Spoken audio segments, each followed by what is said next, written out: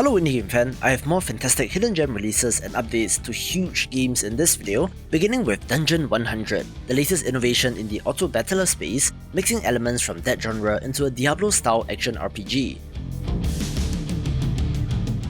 You're choosing skills and automatically activating them based on cooldowns, where you're venturing through the dungeon slaying hordes of enemies, having quite a compelling gameplay loop in that vampire survivors kind of way, but do note that the English translation may be a little rough.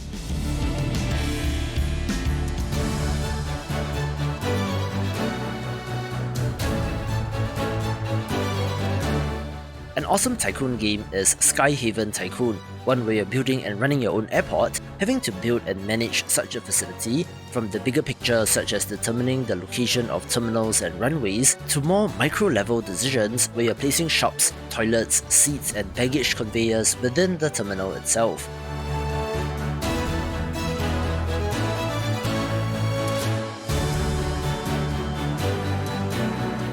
This has been impressive the moment it launched in early access and has only gotten better since then, making it one of the best tycoon games of the year.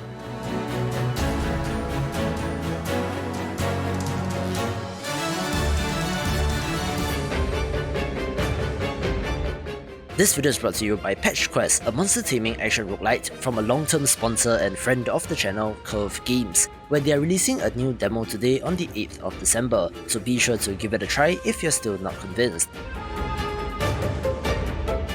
This is an action roguelite where you're exploring the lost city of Patchlantis, venturing into a variety of biomes to search for treasure. In the way are a number of monsters, but thankfully you have your lasso at your disposal, which allows you to wrangle, tame and then ride these creatures, gaining the use of their abilities both in combat and exploration.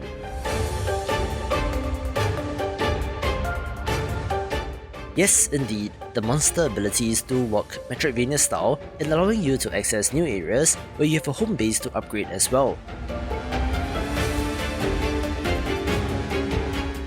Its 1.0 release is slated for March next year, and with that will come the Big Boss update, which adds 10 new boss fights and a proper ending, but it's already very good, so go buy Patch Quest now if interested.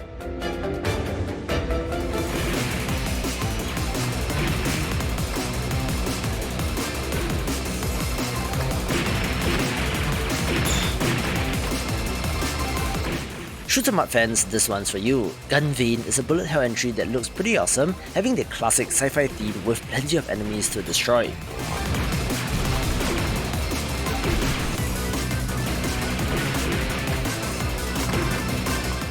It does reward aggressive play, which gives you the resources to do even more damage, where it really does remind me of arcade classics and seems very good.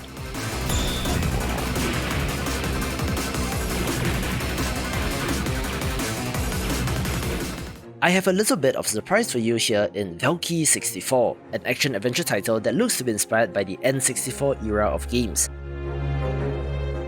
I guess it was inevitable as the days went on, where we have more developers with a nostalgia for this era in games rather than the SNES era, so I'm guessing that we'll see more games like this in the future.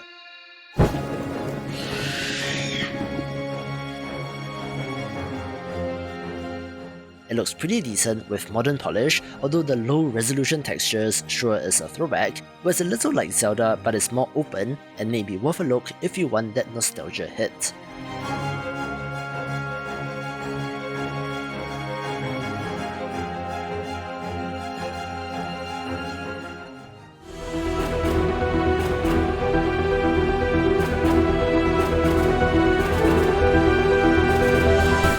There have been a number of tower defense games that somehow made their way from Warcraft 3 custom maps into full standalone games on Steam, one of which is Legion TD2, which has been very popular, releasing a paid DLC titled Desert Ridge Campaign.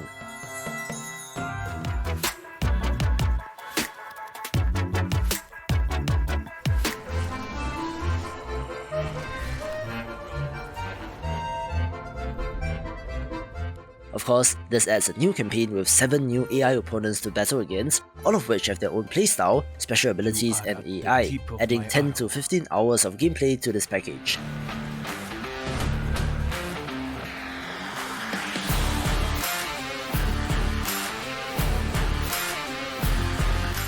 This will be more difficult as compared to the Crystal Coast campaign in the base game, so if you love this game or want to see what's up with this genre, do pick this up. Victory!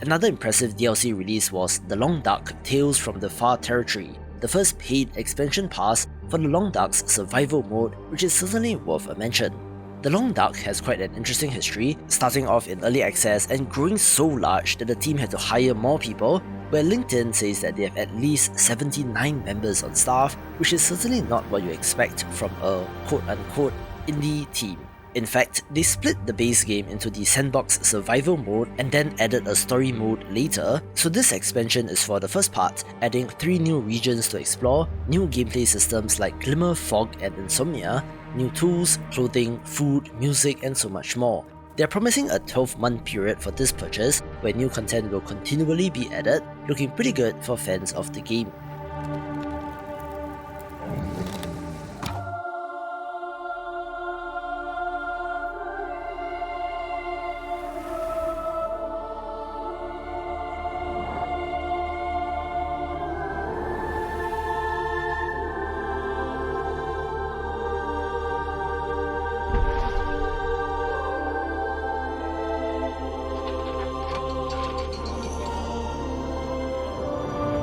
I was not expecting this release, but Warhammer 40k Inquisitor Martyr, Sororitas class has one of the longest titles on Steam, where of course, this adds a new playable character class to the 40k action RPG in the Adeptus Sororitas, also known as the Sisters of Battle.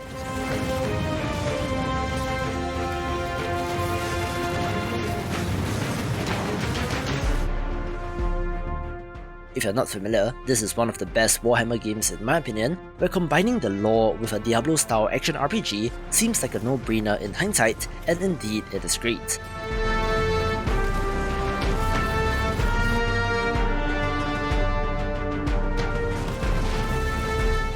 However, it might be a missed opportunity since I was expecting more, perhaps a Lord of Destruction-like expansion that not only adds new classes but a new act as well, so it's a little disappointing, but the core game is still great and worth a play.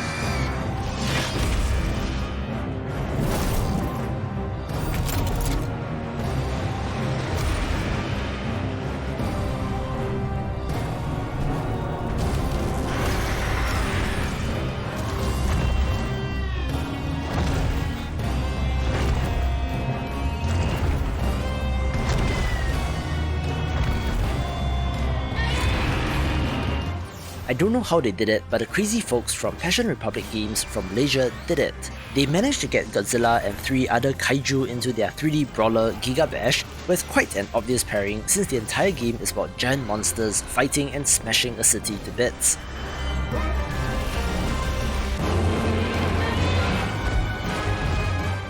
The kaiju look faithful to their original designs and looks like a great addition to the regular Giga Bash monsters, although I was expecting Mothra or King Ghidorah, but it's a worthy addition to a great game.